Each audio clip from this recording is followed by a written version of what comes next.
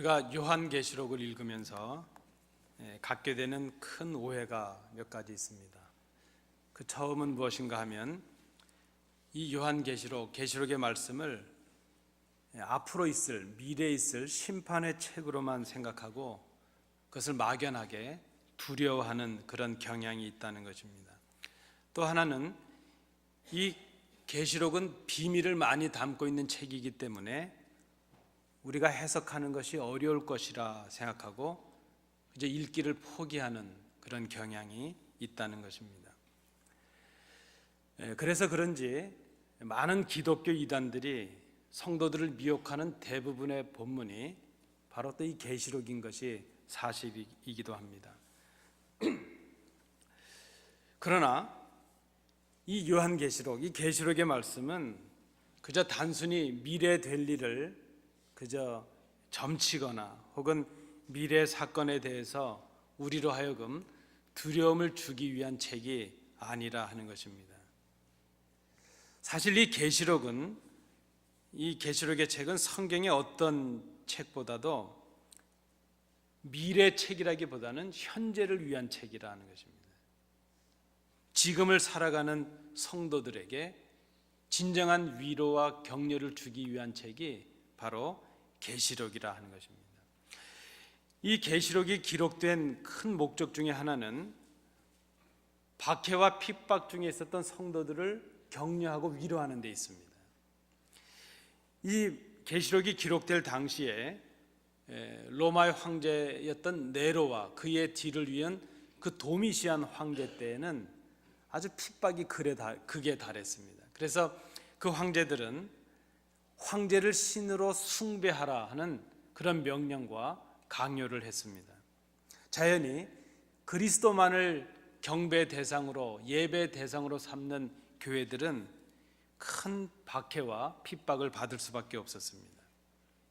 근데 이 모진 박해를 견디지 못하다 보니까 신앙을 포기하고 교회를 떠나고 또 그리스도를 배반하는 배교자들이 많이 생기게 되었습니다. 교회는 그 핍박으로 인해서 점점 낙심과 절망 속에 빠지고 말았습니다. 이런 상황에서 바로 그 성도들을 위로하고 또 교회를 격려하기 위해서 주어진 책이 바로 이 계시록이라 하는 것입니다. 계시록은 미래를 위한 책이라기보다는 지금을 살아가는 성도들을 위한, 교회를 위한 책이라 말할 수 있습니다. 성도로서 궁극적인 승리의 모습이 어떠할 것인가 하는 것을 미리 알게 하는 것입니다. 그래서 어떤 핍박과 어떤 박해가 있다 할지라도 그 신앙을 지킬 수 있도록 하는 것, 용기를 주고 격려하는 책, 그것이 바로 계시록이라 하는 것입니다. 비록 지금 박해가 있다 할지라도 두려워하지 말라 하는 것입니다. 교회에 어려운 문제들이 있는데 그것 때문에 낙심하지 말라 하는 것입니다. 설령 죽을 일이 있었고 죽는다 할지라도, 죽더라도 주 안에서 죽으면 복이 있다 말씀합니다. 오히려 죽도록 충성하면 생명의 면류관을 주신다 약속하십니다. 하나님께서 우리 연약한 인간들이 갖는 눈물을 다 씻겨주시겠다 말씀합니다. 환난과 핍박 속에, 고통 속에 있으나 결국은 최후의 승리가 너희들에게 있다, 그 약속을 주십니다. 하나님께서 주시는 은총이 그러하다는 것입니다.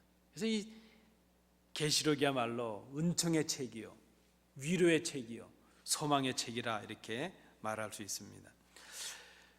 오늘 본문에서 말씀하고 계시는 하나님의 은총은 그저 한마디로 요약을 하면 새롭게 하시는 은총입니다. 여러분 저를 한번 따라해 주십시오. 새롭게 하시는 은총. 예, 고맙습니다.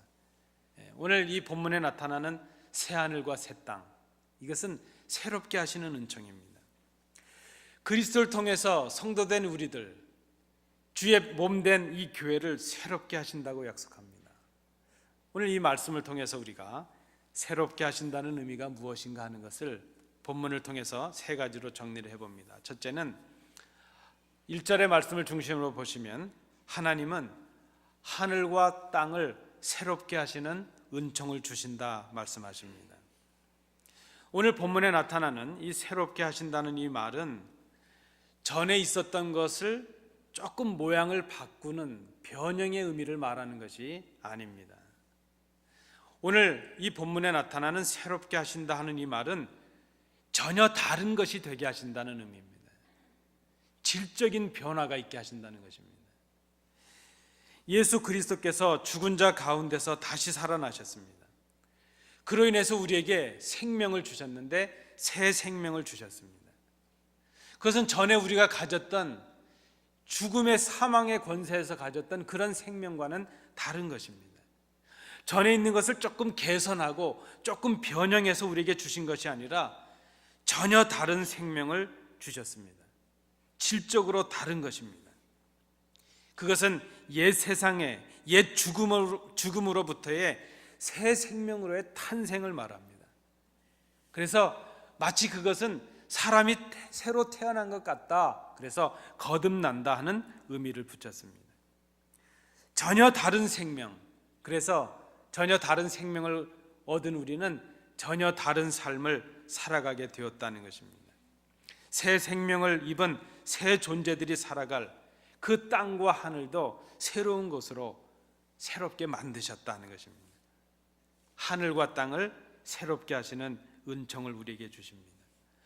하나님께서 처음 지으신 그 하늘과 땅은 고귀한 것이었지만 인간의 죄로 인해서, 범죄함으로 인해서 하나님을 대적하는 원수의 장소가 되고 말았습니다.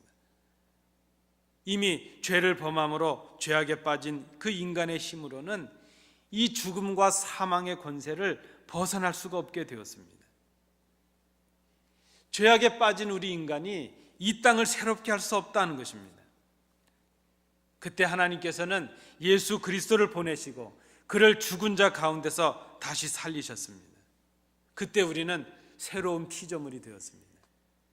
다른 존재가 되었다는 것입니다. 전에 있던 존재의 조금 변형된 모습이 아니라 질적으로 새로워진, 그래서 새로운 창조물, 새로운 피조물이 되게 하셨습니다. 그리스도를 통해서 전혀 새로운 존재, 새로운 신분의 사람들이 되게 하셨습니다. 이제 새로운 신분, 새로운 존재들이 살아가야 될 새로운 땅과 새 하늘을 하나님께서 만드십니다. 그 그리스도의 통치 안에서 새로운 창조를 이루십니다. 전에 아담과 하와가 누리던 그 하늘, 그 땅이 아닌 새 하늘과 새 땅을 우리에게 창조해서 주십니다. 오늘 본문에 보면 바다도 사라지게 하신다 말씀합니다.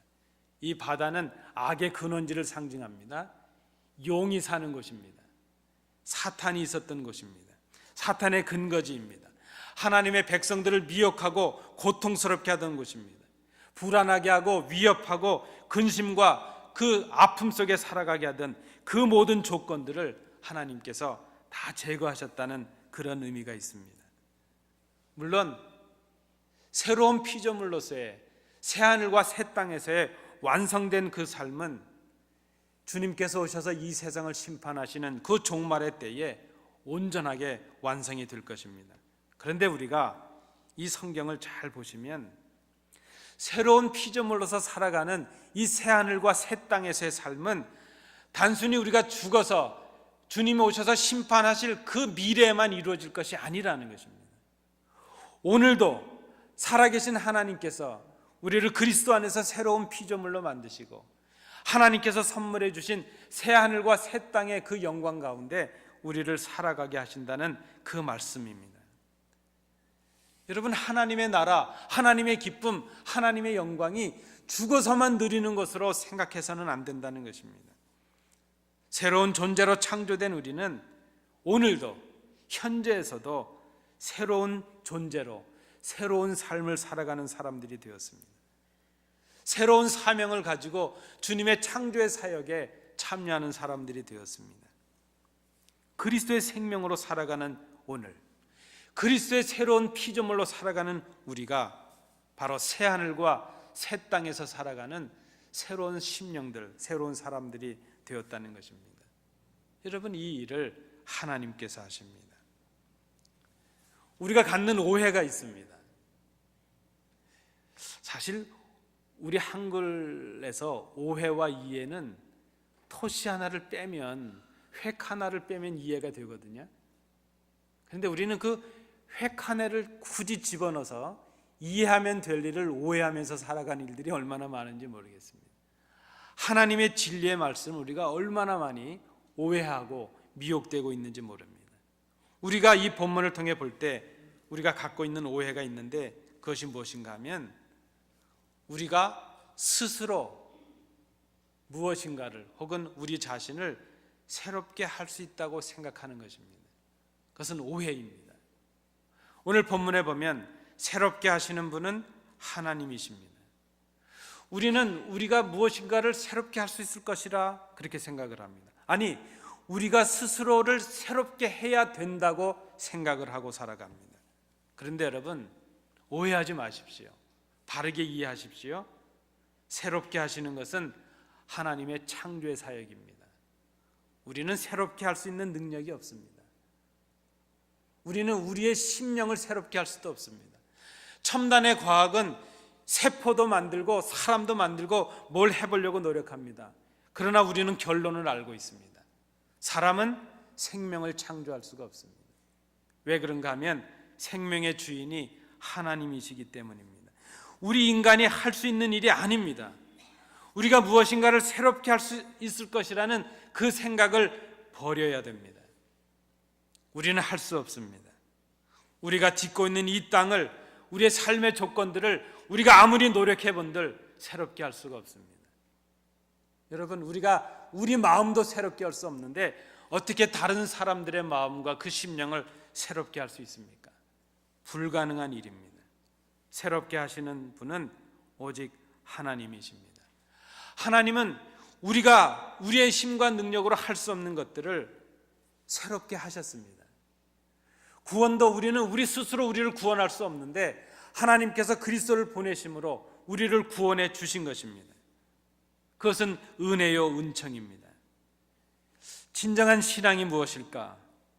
하나님의 창조의 능력 앞에서, 하나님의 구원의 그 능력 앞에서 우리의 무능함을 고백하는 것, 그것이 바른 신앙입니다. 사랑하는 성도 여러분, 오늘 이 아침에 그 하나님의 능력 앞에서, 하나님의 새롭게 하심 앞에서 우리의 무능함을 정직하게 고백하실 수 있길 바랍니다. 하나님, 우리는 무능합니다.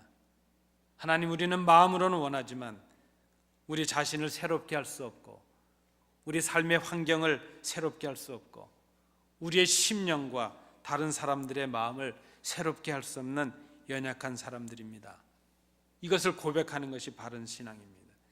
우리의 힘으로는 우리가 새로울 수도 없고 무엇인가를 새롭게 만들 수도 없다는 것을 고백하는 이 아침 되시기 바랍니다. 하늘과 땅을 바꾸시고 우리 삶의 형편을 바꾸시고 우리의 심령을 바꾸시고 우리의 교회를 바꾸시고 우리의 나라, 이 땅을 바꾸시고 하늘을 바꾸시는 분, 그분은 하나님이십니다. 그 완성은 종말에 이루어지지만 오늘 우리를 예수 그리스도로 인하여 새로운 피조물이 되게 하시고 그 신천지, 그 하늘과 땅에서 우리를 살아가게 하십니다. 이것이 하나님의 은혜입니다. 구원의 은혜입니다. 이 은혜를 간직하시는 성도님들 되시기 바랍니다. 두 번째, 이 본문을 통해서 볼 때 우리에게 주시는 은총은, 저를 한번 따라해 주시겠습니까? 하나님은 예루살렘을 새롭게 하시는 은총을 주신다. 고맙습니다. 날씨가 좀 이렇게 좀 졸릴 때가 됐습니다. 그래서 제가 우리 성도님들께 좀 불편을 드리고 있습니다. 2절 말씀해 보시면 이런 말씀이 있습니다. 또 내가 보매 거룩한 성 새 예루살렘이 하나님께로부터 하늘에서 내려오니, 그랬습니다. 하나님은 예루살렘을 새롭게 하십니다. 예루살렘을 새롭게 하셔서 거룩하게 하십니다. 하나님께서 전적으로 새롭게 하셨기에 하늘에서 내려온다, 이렇게 본문은 기록하고 있습니다. 그리고 그 새롭게 하신 예루살렘이 얼마나 아름다운지 신부가 신랑을 위하여 단장한 것 같다, 그렇게 말합니다. 여러분도 그런 경험 있으시겠지만 저도 경험해 보니까요, 제일 아름다운 사람은 결혼식에 입장한 신부입니다. 신랑의 눈엔 그렇습니다. 아름답지 않은 신부가 어디 있습니까? 하나님께서 예루살렘을 새롭게 하셨는데 그 예루살렘이 얼마나 아름다운지 신랑 되신 주님께서 보실 때 마치 신부처럼 단장을 했다, 그렇게 우리에게 말씀해 줍니다. 물론 이 예루살렘은 하나님의 백성들을 말합니다.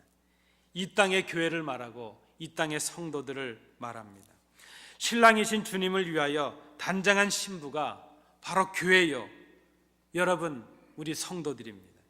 신랑을 위하여 단장한 신부처럼 하나님은 그리스도의 죽으심과 다시 사심으로 정결하게 단장된 그 교회를 하나님과 바른 관계 속에 있게 하십니다. 그것이 새롭게 되는 것을 말합니다. 그 새로워지는 단장을 통해서 그리스도를 믿고 그 말씀에 순종하는 교회가 될 때 그 교회는 주님께서 기뻐하시는 아름다운 신부처럼 된다는 그런 말씀입니다. 여러분, 그런데 우리가 그 1절에서도 말씀을 했고 2절에서도 말씀을 나누고 있는 이 새롭게 한다는 의미가 헬라적인 의미에서는 두 가지 의미가 있습니다. 하나는 무엇인가 하면 시간적인 연속선상에서 과거의 시간이 변해서 오늘에 이르면 새로워지는 것이다 하는 그런 개념이 있습니다. 우리가 그것을 네오스라는 개념으로 말합니다. 그래서 어제 살았던 나와 오늘을 살고 있는 나가 다르죠. 그런 의미에서 새로워졌다, 이렇게 말한다는 것입니다. 그런데 오늘 본문에서 말씀하고 있는 새롭게 된다는 것은 시간의 경과로 생기는 차이를 말하는 것이 아니라는 것입니다. 오늘 본문이 말씀하고 있는 이 새롭게 된다는 것은 전혀 질적으로 달라지는 카이노스라는 개념입니다. 이것은 그저 우리가 가장 쉽게 이해하기로는 다른 것이 되었다는 것입니다. 다른 존재가 되었고, 다른 교회가 되었고, 다른 삶의 환경이 되었고, 다른 하늘이 되었고, 다른 땅이 되었다는 그런 의미입니다. 그저 새로워졌는데 전의 것이 아니라 하는 것입니다. 그것이 교회의 새로움이라는 그런 의미입니다. 여러분, 그런 의미에서 우리가 신앙 안에서 새롭게 된다는 것은 과거의 옛 구습과 옛 모습을 가진 변형을 말하는 것이 아니라는 것입니다. 전에 가졌던 모습을 가진 채로 조금 삶의 자세를 바꾸는 것, 그것을 우리가 말하는 새로움, 거듭남, 새로운 피조물이라 그렇게 말하지 않는다는 것입니다. 오늘 2절의 말씀을 우리가 다시 한번 잘 보셔야 될 것입니다.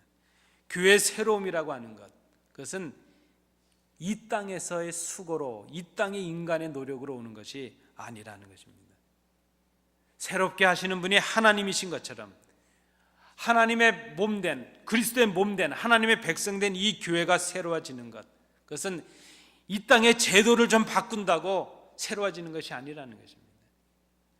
사람을 좀 바꾸고 조직을 좀 바꾼다고 교회가 새로워질 수가 없다는 것입니다. 그러면 오늘 성경은 이렇게 쓰여 있어야 됩니다. 2절 말씀에 내가 보니 거룩한 성 예루살렘이 하나님께로부터 하늘에서 내려온다, 이렇게 기록하지 않고 사람들로부터 이 땅에서 만들어졌다, 이렇게 기록이 되어야 될 것입니다. 교회의 새로움은 인간의 수고나 인간의 노력에서 오는 것이 아닙니다. 하늘에서 오는 것입니다. 인간의 수단이나 인간의 능력으로 교회가 새로워질 수 있는 것이 아니라는 것입니다. 오늘 우리가 교회를 새롭게 할 수 있다는 생각을 버려야 됩니다. 그 오해에서 벗어날 수 있어야 됩니다. 교회를 새롭게 하시는 분은 하나님이시기 때문입니다. 교회는 하늘로부터 내려오는 그런 신령한 새로움을 받을 때에 새로워질 수 있기 때문입니다. 새로워진다는 것은 그저 육신에 보여지는 어떤 조건들을 바꾸는 것을 의미하는 것이 아닙니다. 보여지지 않는 심령의 변화를 말하는 것이고, 삶의 목적이 바뀌는 것이고, 존재가 바뀌는 것, 그것이 바로 새로워지는 것이라는 것입니다. 여러분, 교회가 이 땅의 조직이 아니라 그리스도의 몸으로서 살아있는 유기체라는 것을 우리가 생각해야 될 것입니다. 교회는 하나님께서 하늘로부터 주시는 은혜와 은사로 새롭게 되는 것입니다. 그 새롭게 하시는 일은 하나님이 하시는 일이라 하는 것입니다. 우리는 교회를 거룩하다고 말합니다. 오늘 말씀에도 보면 거룩한 성 예루살렘 그렇게 말했습니다. 그런데 여러분, 우리가 착각하지 말아야 됩니다. 교회가 거룩한 것은 여러분들이 모여있는 성도가 거룩해서 거룩해지는 것이 아니라는 것입니다. 하나님께서 죄인된 우리가 그리스도를 믿을 때에 우리를 세상에서부터 뽑아서 구별해 주셨습니다. 세상에서 우리를 불러내셔서 우리를 구별하셨습니다. 에클레시아라는 말입니다. 우리를 뽑아내셨습니다. 세상과 다르게 구별해 주셨습니다. 하나님께서 우리를 구별해 주셨기에 우리가 거룩해진 것입니다. 우리가 거룩해질 자격이 있었고 공로가 있었고 우리가 그 많은 수고를 했기 때문에 거룩해진 것이 아니라는 것입니다. 교회의 거룩함이 성도들로부터 오는 것이 아닌 것처럼 교회의 새로워짐은 우리의 노력으로 오는 것이 아니라는 것입니다. 하나님께서 이 땅의 교회들을 새롭게 하십니다. 사람의 소유가 아닌 그리스도의 소유된 이 몸된 그리스도의 몸된 교회를 하나님께서 새롭게 하십니다. 교회는 만물을 새롭게 하시는 하나님의 창조의 사역의 산물입니다. 그래서 이 교회가 새로워지는 유일한 길은 하나님의 그 창조의 사역에 동참하고 주신 사명을 감당할 때 이 교회는 새로움을 받을 수가 있습니다. 하나님은 오늘도 부활하신 그 생명 되신 그리스도를 주님으로 믿는 교회에 새로움을 주십니다. 그 주님께서 주신 그 사명에 그 말씀에 순종하여 하나님의 창조의 사역에 참여하는 그 교회를 새롭게 하신다는 것입니다. 여러분, 우리 교회가 새로워지기를 원하십니까? 그러면 우리는 하나님의 뜻을 생각하며 하나님 앞에 엎드릴 수 있어야 될 것입니다. 우리의 제도를 바꾸기 전에, 우리의 조직을 바꾸기 전에, 사람 한두 명을 바꾼다고 생각하기 전에 우리의 심령이 하나님 보시기에 합당한 새로운 피조물들이 되어야 될 것입니다. 주신 사명을, 주신 말씀을 순종으로 감당해야 될 것입니다. 그러면 그때 하나님께서 우리를 바꾸십니다. 하나님께서 주시는 은혜입니다. 마지막 세 번째로 우리에게 주시는 또 한 가지 은총이 있습니다. 이번에도 저를 한번 따라해 주십시오. 하나님은 하나님의 백성과 함께 계시는 은총을 주신다. 여러분 고맙습니다. 오늘 말씀에 보면, 특별히 3절 말씀에 보면 하나님의 장막이 사람들과 함께 하신다 그랬습니다. 하나님의 장막이라는 의미는 하나님께서 거하시는 처소를 말합니다. 그러니까 하나님의 집을, 하나님의 처소를 우리 하나님의 백성들인 인간들 사이에 두신다는 그런 의미입니다. 하나님의 거하시는 그 장막이 인간들과 함께 있다는 것은 죄로 인해서 깨어진 우리 인간들과 하나님께서 관계를 회복하셨다는 의미가 있습니다. 우리는 하나님과 함께 할 수 없었던 존재들입니다. 사실 우리는 스스로 우리를 그렇게 고귀한 존재로 생각하지만 우리는 하나님 보시기에 그렇게 고귀한 존재는 아니었습니다. 하나님 앞에 갈 수 없는 그런 존재들이었습니다. 그런데 하나님께서 그리스도를 통해서 우리를 용서해 주셨습니다. 그리고 우리를 새롭게 하셨습니다. 하나님은 이제 당신의 뜻 가운데서 새롭게 하신 당신의 백성들과 함께 하십니다. 하나님은 에덴에서 처음 인간들과 함께 하셨습니다. 그러나 그 처음 인간들이 하나님 앞에 범죄함으로 하나님과 함께하는 그 은혜가 중단되고 말았습니다. 하나님은 이스라엘 백성들을 광야로 이끄시고 그 광야의 성막 가운데서 함께 하셨습니다. 숱하게 이스라엘은 하나님의 뜻을 어기고 우상을 섬기고 하나님을 떠났습니다. 하나님은 예루살렘에 성전을 세우게 하시고 그 성전에서 이제 당신의 백성들을 만나시는 처소를 삼아 주셨습니다. 그러나 이스라엘 백성은 그 하나님의 성전 안에서도 오히려 우상을 섬기며 하나님을 욕되게 하였습니다. 하나님께서 선언하셨습니다. 이제 너희는 내 백성이 아니고 나는 더 이상 너희의 하나님이 아니다. 인간과 하나님의 관계는 단절되고 말았습니다. 그런데 사랑 많으신 우리 하나님께서 그리스도를 통해서 우리에게 화해의 사랑의 은혜를 주셨습니다.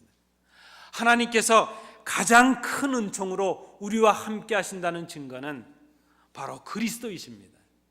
말씀이신 그리스도, 하나님이신 그리스도가 이 땅에 말씀이 육신이 되셔서 오셨습니다. 그리스도가 이 땅에 오셨다는 것은 하나님이 우리와 함께 하신다는 증거입니다. 하나님의 은총을 우리에게 온전히 드러내신 분이 바로 그리스도이십니다. 그 주님이 우리에게 오심으로 인해서 우리 가운데 임마누엘의 역사와 은혜가 시작되었습니다. 하나님이 우리와 함께 계신다. 하나님이 오늘도 우리와 함께 계십니다. 우리가 있는 말씀 가운데, 우리가 기도하는 가운데, 우리 가운데 운행하시는 성령님의 역사 가운데 하나님이 우리와 함께 하십니다. 이것이 우리에게 주신 가장 큰 은혜요 은총입니다. 그런 생각을 해보았습니다. 기독교와 종교의 차이를 어떻게 설명할 수 있을까? 여러분, 만약에 여러분을 아시는 분들이 기독교와 일반 종교의 차이가 무엇이냐 이렇게 물으면 어떻게 대답하시겠습니까? 참 그런 거 묻지 말고 그냥 믿어라 그러시겠습니까?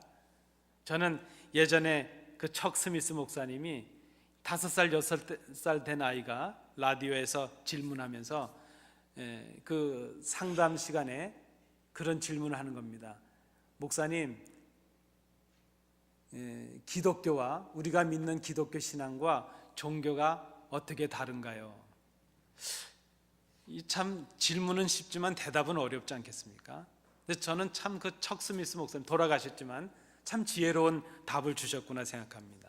이렇게 대답을 하십니다. 그 아이가 이해하기 쉽게 이렇게 대답하셨죠. 기독교 우리의 신앙은 하나님이 친히 우리 인간에게 찾아오셔서 당신을 보여주셔서 알게 해주시고 우리를 새롭게 해주시고 우리를 인도해 주시는 것이다. 그것이 기독교 신앙이다. 그런데 일반 종교는 인간이 하나님을 향해서 나아간다고 생각한다. 그래서 인간의 노력으로 하나님께 나아가기 위해서 이런 노력도 해야 되고 저런 노력도 해야 된다고 우리에게 짐을 지우는 것, 그것이 바로 종교다 이렇게 말합니다. 기독교는 그래서 하나님이 우리에게 오시는 것이고 그것은 계시라고 말합니다. 우리가 노력해서 하는 것이 아니라 하나님께서 우리의 눈을 열어서 보여주실 때 우리가 볼 수 있습니다. 그것은 은혜요 은총이라고 말할 수밖에 없습니다. 그러나 종교는 인간의 이성과 학문으로 하나님을 알고 하나님께 나아갈 수 있다고 생각을 합니다. 인간의 능력으로 죄의 문제를 해결하고 스스로를 정결하게 하고 스스로의 공로를 쌓아서 하나님도 인정하실 만한 그런 공로가 있으면 우리가 구원받을 것이라, 그렇게 용서받을 수 있을 것이라 그렇게 생각을 합니다. 그런데 여러분, 그것은 복음이 아니고 그것은 율법입니다. 그것은 은혜가 아니고 인간의 공로를, 스스로의 완성을 생각하는 교만입니다. 기독교는 우리가 우리를 완성해서 하나님께 나아간다는 그것이 아니라 하나님께서 부족한 우리를 완성하신다는 것, 그것을 믿고 의지하는 것, 그것이 바로 우리의 신앙이라 하는 것입니다. 하나님의 함께하심, 우리에게 주시는 가장 큰 은총입니다. 오늘 이 예배 가운데 하나님께서 우리와 함께 계십니다. 이 궁극적인 완성은 주님께서 오셔서 이 땅을 심판하시는 그날 온전히 완성이 될 것입니다. 그러나 여러분, 하나님께서 함께 하시고 있는 그 은총은 우리가 죽어서만 누리는 것이 아니라 지금, 바로 지금 우리에게 주시는 하나님의 은총이라는 것을 우리가 기억해야 될 것입니다. 이 은총은 아브라함과 이스라엘에게 주셨던 하나님의 약속의 성취입니다. 너희는 더 이상 나의 백성이 아니고 나는 더 이상 너의 하나님이 아니다, 이렇게 선언하셨던 하나님께서 스스로 그리스도를 통하여 그 진노를 거두신 용서와 사랑의 표현입니다. 하나님이 함께 계십니다. 너희는 나의 백성이 되고 나는 너희의 하나님이 되리라. 이것은 또한 주님께서 주시는 약속의 성취이기도 합니다. 보라, 내가 세상 끝날까지 너희와 항상 함께 있을 것이다. 오늘도 하나님께서 주님의 몸된 이 교회와 함께 하십니다. 이것을 우리는 믿습니다. 그 함께 하심이 이 다음에 이루어지는 것이 아니라 지금 이루어지는 것입니다. 이루어지고 있는 것입니다. 세상 안에서 하나님의 사랑과 그리스도의 생명을 전하는, 새롭게 하시는 이 창조의 사역에 참가하는 심령들마다, 교회들마다 하나님의 함께 하심을 누리게 될 것입니다. 오늘 본문 4절부터 7절의 말씀은 이 하나님의 새롭게 하시는 은총이 우리에게 임하게 될 때 우리가 어떤 복을 누리는가 하는 것을 말씀합니다. 4절부터 7절을 보시기 바랍니다. 하나님이 함께 하시면, 우리를 새롭게 하시면 우리의 눈물을 닦아주신다고 말씀합니다. 다시 사망이 없고 애통하는 것이나 곡하는 것이나 아픈 것이 없게 하시겠다 말씀합니다. 장차 임할 새하늘과 새 땅에는 옛 그림자, 그 죽음의 그림자가 없을 것입니다. 그러나 여러분, 그것은 단지 우리가 죽어서만 누릴 것이 아니라는 것입니다. 나중에 미래에만 누려질 것이 그런 것이 아니라 하는 그런 말씀입니다. 오늘을 살아가는 우리에게 비록 눈물이 있습니다. 오늘을 살아가는 우리에게 사망도 있고 슬픔도 있습니다. 고통도 있고 아픔도 있습니다. 절망도 있습니다. 그러나 우리는 그리스도와 함께 죽었습니다. 그래서 그리스도와 다시 살았습니다. 우리는 그리스도와 함께 죽음으로 다시 사는 생명을 입은 사람들이 되었습니다. 전에 우리가 아니라 새로운 피조물이 되었습니다. 새로운 존재가 된 우리는 하나님의 은혜로 주시는 새하늘과 새 땅에서 살아갑니다. 하나님의 장막으로 삼으신 이 교회를 통해서 하나님의 사명을 감당하며 살아갑니다. 오늘 교회는 세상의 유혹과 고통과 핍박 가운데 있습니다. 오늘 살아가는 성도들은 절망하고 낙심 가운데 있을 수도 있습니다. 그러나 여러분, 비록 절망과 낙심의 어려움과 고통이 우리에게 있을지라도 우리에게 하나님이 함께 하십니다. 하나님이 고통과 절망 속에 있는 우리를 오늘 새롭게 하십니다. 그리고 그 새로움을 누리게 하십니다. 주님 오실 그날 그 새로움을 완성해 주십니다. 교회를 새롭게 하시는 분이 하나님이시요, 성도를 새롭게 하시는 분이 하나님이십니다. 새롭게 하시는 은총은 우리에게 새로운 삶을 허락해 주십니다. 새 사명을 주십니다. 그 삶은 새로운 피조물의 삶이요, 영생을 얻은 자의 삶이요, 하나님의 자녀로서의 삶입니다. 그래서 오늘도 우리는 이 고통과 아픔 속에서도, 이 절망의 순간 가운데서도 새롭게 하시는 하나님의 은총 때문에, 그 약속을 누리기 때문에 주님의 말씀에 순종하며 주신 사명을 감당하는 신부로서 살아갈 수가 있습니다. 이것이 우리에게, 성도에게, 교회에게 주시는 위로와 소망의 말씀입니다.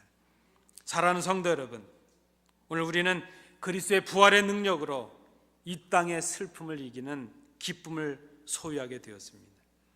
우리는 분명히 이 땅에서 죽습니다. 우리는 지금도 슬픔과 고통을 당하고 있습니다. 그러나 여러분, 우리는 죽어도 다시 사는 영생을 갖게 되었습니다. 우리는 슬픔 중에서도 오늘 우리가 누리는 슬픔보다 더 큰 기쁨을 주님께로부터 받은 사람이 되었습니다. 우리는 이 땅에 살아가면서 목마르며 살아가지만 영원히 목마르지 않는 생명수를 소유한 사람들이 되었습니다. 영원한 하나님의 자녀들이 되었습니다. 하나님의 상속자들이 되었습니다. 우리에게 주신 하나님의 은총입니다. 하나님이 새롭게 하십니다. 하나님께서 우리를 새롭게 하시고 교회를 새롭게 하시고 성도들을 새롭게 하십니다. 하나님께서 이 땅을 새롭게 하십니다. 그 하나님이, 능력의 하나님이 오늘 지금 우리와 함께 하십니다. 그분은 당신의 능력으로 만물을 새롭게 하시는 그런 하나님이십니다. 낙심하여 지친 우리에게 오늘 주시는 위로의 음성을 들으시기 바랍니다. 보라, 내가 만물을 새롭게 하노라. 보라, 내가 만물을 새롭게 하노라. 이 음성을 들으시고 진정한 위로와 소망을 찾으시는 우리 성도들 되시기 바랍니다. 기도합니다. 은혜로우신 아버지 하나님, 절망과 낙심 속에 살아가는 저희들입니다. 무능력하게 살아가는 저희들입니다. 그러나 오늘 우리에게 주시는 위로의 음성을 듣습니다. 보라, 내가 만물을 새롭게 하노라. 그 주의 음성 앞에 용기와 희망과 소망을 얻는 저희들이 되게 하옵소서. 그 능력의 하나님이 임마누엘 되셔서 우리와 함께 계심을 우리가 믿게 하여 주옵소서. 예수님 이름으로 기도하옵나이다. 아멘.